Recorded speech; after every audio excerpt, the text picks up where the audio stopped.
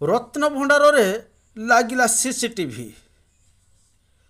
ପୂର୍ବରୁ ଖୋଲାଯାଇଥିବା ରତ୍ନଭଣ୍ଡାରରେ ରହିଥିଲା ବିରାଟ ବଡ଼ ସୁଡ଼ଙ୍ଗ। ସୁଡ଼ଙ୍ଗ ଭିତରେ ରହିଛନ୍ତି ଅନେକ ଜୀବଜନ୍ତୁ ଏବଂ ବିଷାକ୍ତ ସାପ। କିନ୍ତୁ ବର୍ତ୍ତମାନ ଖୋଲାଯାଇଥିବା